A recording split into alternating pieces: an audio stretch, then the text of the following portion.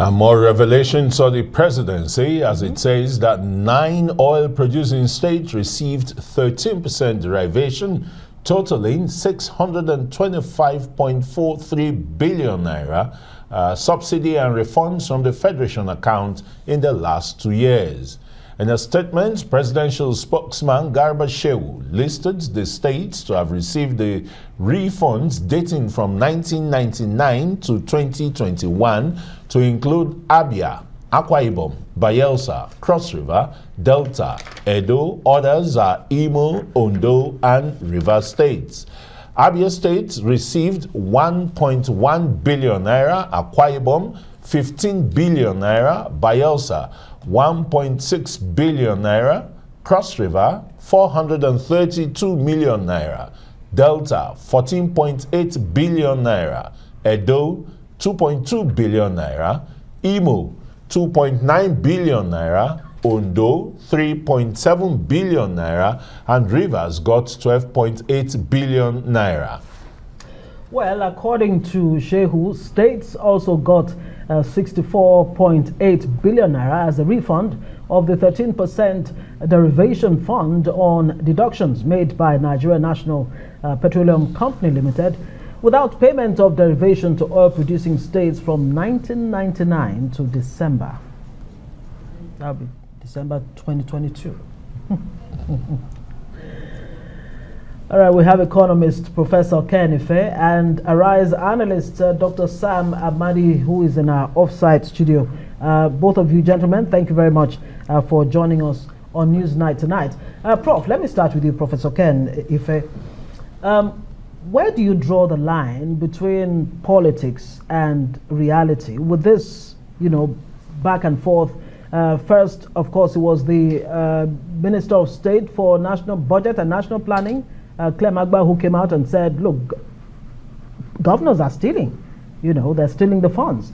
Now the president follows suit and says the same thing. Now you have the governors, pushing back and saying it is uncharitable on the part of the president, but in fact the presidency to say that the governors are stealing. But what do you make of the figures that have been brought out by the presidency? Of course, some states, Delta, Rivers, featuring huge figures, 110 billion to Delta State, River State 103 billion naira. What do you make of all of this? Well, let's explain that to viewers so that they know where we are coming from. Right. Every year, the fiscal strategy paper sets out the benchmarks, the budget benchmarks. It sets out the expected revenue from oil. Oil is the primary commodity, the price, and the volume, production volume. Now, normally, revenues in excess of those benchmarks are retired into the excess crude account. Now, that excess crude account is still Federation money. So what then happens is that occasions will arise when NNPC will put their hand in the till, and federal government will also put their hand in the till to fund like Shopee or subsidy. Now, the technical thing, the question is this: at that material time when you are taking out that money, do you not retire the 13% derivation? Because if you delay the 13% derivation, they can come back and say, look, you should pay us interest for delaying this money because that money payment is due when you are drawing down on that money. So you can now see how the arrears begin their journey. But the president is right, actually, to say he's not getting enough credit for the work that he has done. If you remember, the very first time he took over the office, all the governors came to him and said that they can't pay salaries.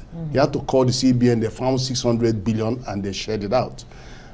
So what he's actually saying is that he's saying that he is very even-handed when it comes to the affairs of the Federation. That is the affairs of the states and local government, that he's even-handed. He doesn't think about political leaning and all of that. That he does is even-handed. But he doesn't get credit for that. And that's not very fair. But he says he makes exception. For example, Wike and some others that actually do recognize that he tries to be fair. And so the least that one should do is to actually appreciate the fact that he tries to be fair on those occasions.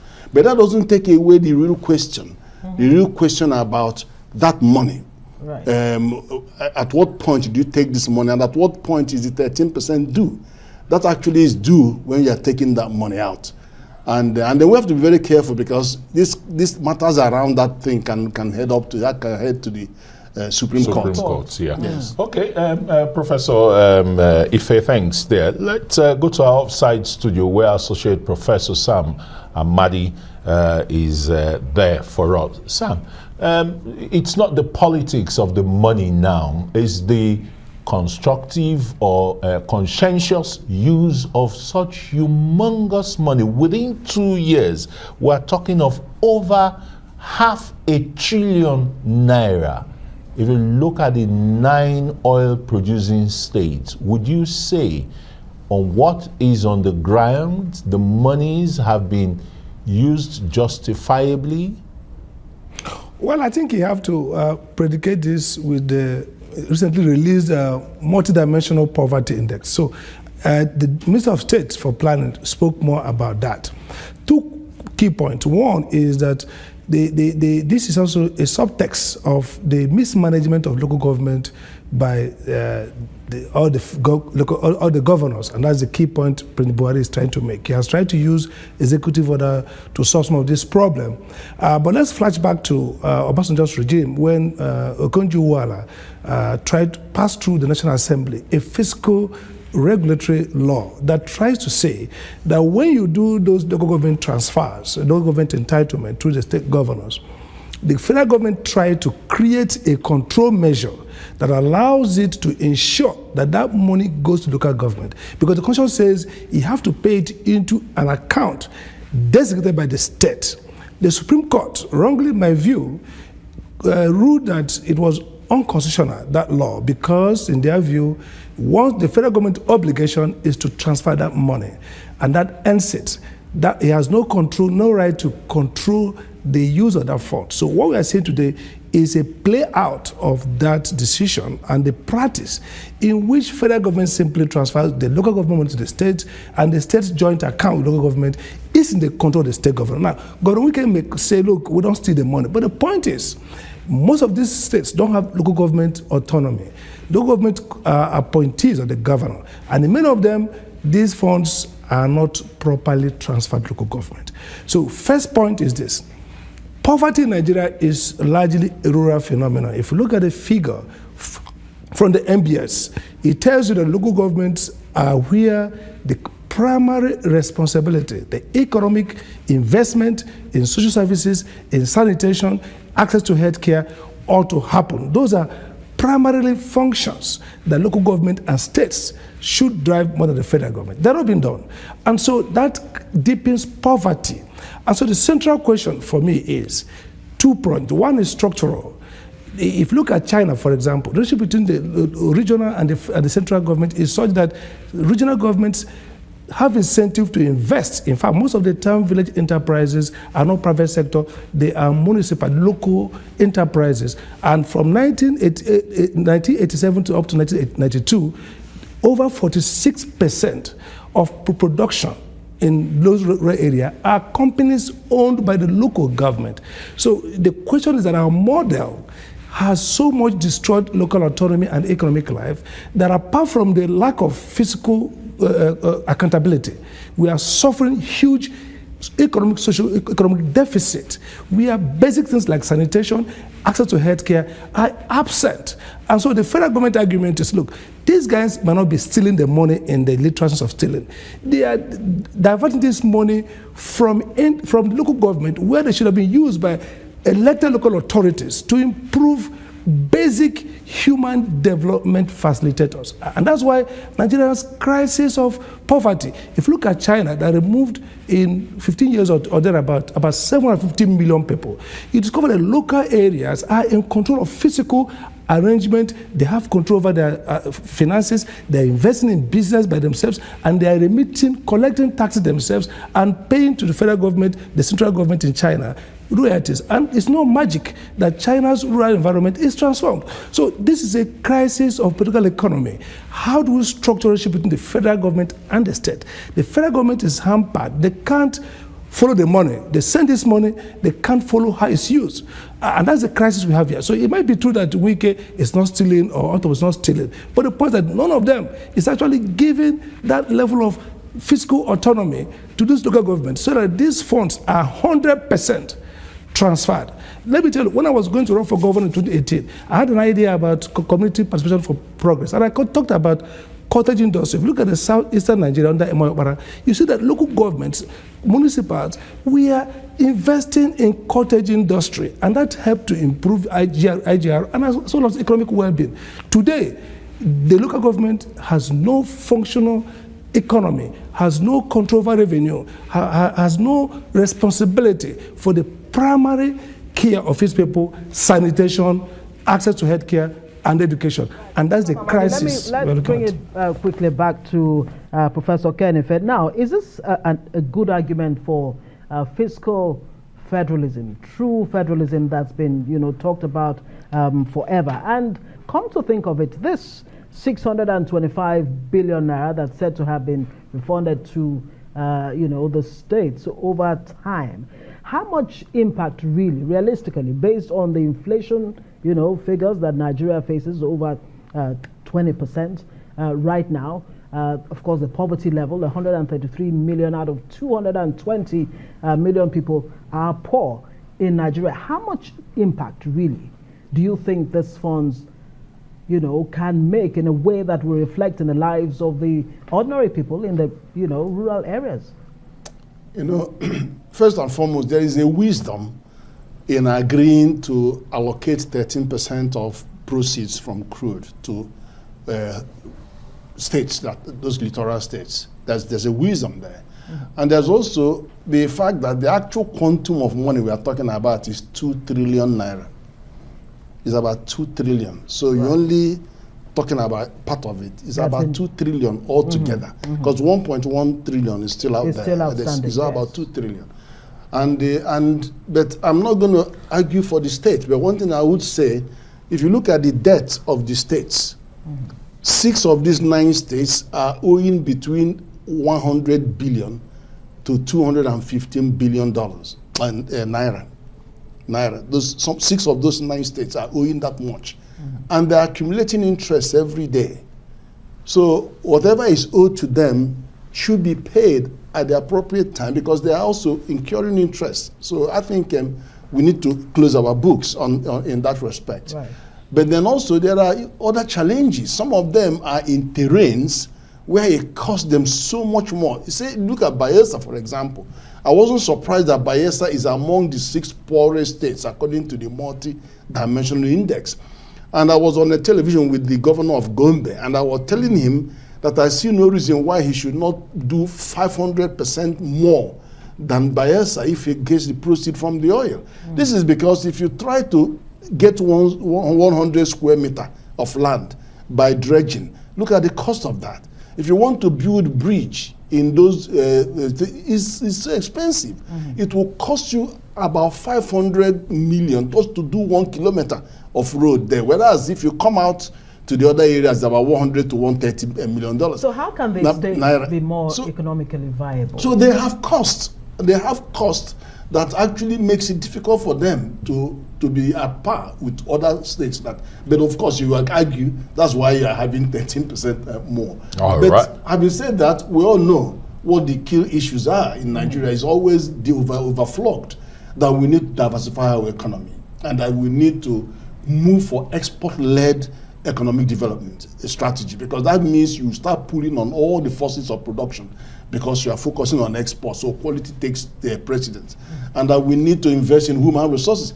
The best capital we have is human capital. Absolutely. Look at diaspora remittance has come back to over $20 billion now. And we're not investing in human capital. We're not investing in health. We're not investing in employment. We have an embarrassing employment figure of 70% when you add both the unemployed and underemployed. It's crisis for the young people. Yeah, a massive crisis, and that's let out a huge cry, and balancing the figures from the presidency. Professor Sam Amadi, is this argument, one of fiscal responsibility in the management of these funds here? Quickly.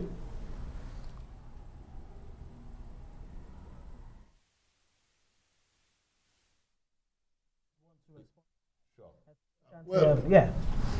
Fiscal responsibility. Fiscal responsibility in Nigeria is governed by Fiscal Responsibility Act 2007. Absolutely. And it focuses on accountability, transparency, and prudence in the management of our public finance resources. And in the case of this, is about after the law is at the federal level. About 23 states have actually domesticated that law with their FRC version, and we just want them to play the game so that there's a level playing field, and as well as singing from the same hymn book. But we have a challenge. The challenge that we have is that debt is on the exclusive legislative list. So you could see many governors crying out that they don't have they're always told that they don't have the capacity to borrow, but that they say that the federal government keeps borrowing, and so they're constrained. And you can understand the federal government doesn't want to allow the situation where some states will go bankrupt and suddenly they can't pay salary because the receivables are taken up by their debt service. So it's a catch-22 situation, but it is still a major issue. But in spite of this, you have the finance minister, Zainab Ahmed, who says Nigeria is not broke. It's amazing. No, Nigeria is not broke. No, I agree with her. Nigeria is not broke. Okay. What has happened in Nigeria is, first of all, our debt to GDP is reasonable, over 23%. But the thing is that we're having problem in having enough money to finance the debt. So the actual debt to government's revenue ratio is what is going out through the roof. But this is simply because we have been on debt financing. We haven't moved to asset-based financing. And what that means in effect, when the asset plays in, you find out that we're okay, we're very, very solvent. If you take the case of Saudi Aramco that needed only $25 billion, and they didn't want to go borrowing, they said, look, tell me the value of Saudi Aramco. And when they told them, they said, 1.5 trillion, sell 5%, take it to capital market.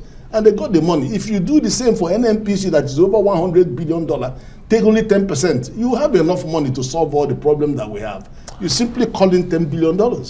So we are asset rich, but we are not using that asset-based financing. That's the problem that we're having. All right, let's quickly go back to our offsite studio now, where Professor Sam Amadi is back with us. Sam, I'd asked you the issue of the fiscal responsibility, and Professor Ken Ife had, endeavored to answer, some of it. What do you really think is missing, or the missing link in managing such humongous funds and applying that act of the Fiscal Responsibility Act?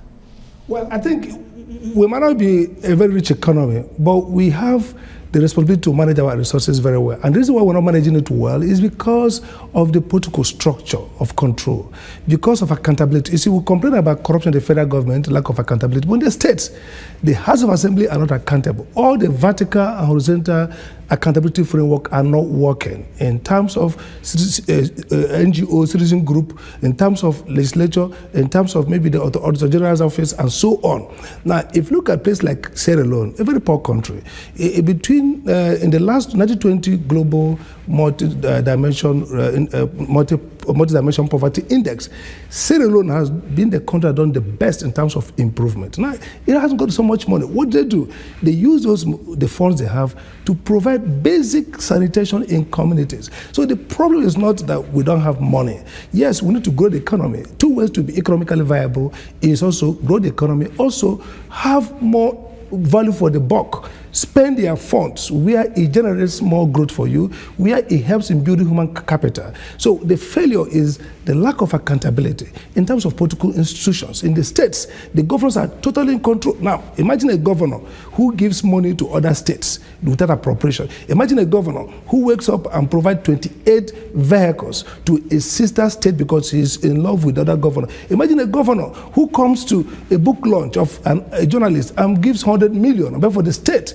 This reckless behavior are because of lack of accountability. We're on a system where people in power basically think that they are running a private company. I mean, even private companies have rules, corporate governance, the shareholders, the layering of board control and all that. But here, they're simply in charge and do whatever they like with the money. So yes, we should focus on growing the economy, diversifying, expanding our productivity frontier through investment in human capital, innovation, and so on and so forth, through better use of external trade. But the most important thing at this point will be that we ensure that we rein in expenditure. We have the public procurement guidelines, we have all the fiscal rules. What we don't have is the political incentive, the development bargain. Are those governors really under constraint to focus, no matter how small resources they have, towards improving well-being? We've seen from countries, like I mentioned before, Sierra Leone did excellently well in terms of improvement. We've seen Liberia did very, very well. And it's interesting, the countries in the world that come first, the Scandinavians from Norway, are countries that have social democracy. They are countries who a level of equality, where accountability is culturally normed. People just govern well. It's not about only wealth, it's about political economy. Do have control over governors who are in those states. With this fund we have, each of these states will improve on poverty rating. It's simple to invest in human development. It's not too much money tag. Human development, not airports and not flyovers, according to the presidency. In the state's capital. Thank you so much, both of you gentlemen. Professor Ken Ife, thank you very much. Dr. Sam Amadi, Arise analyst.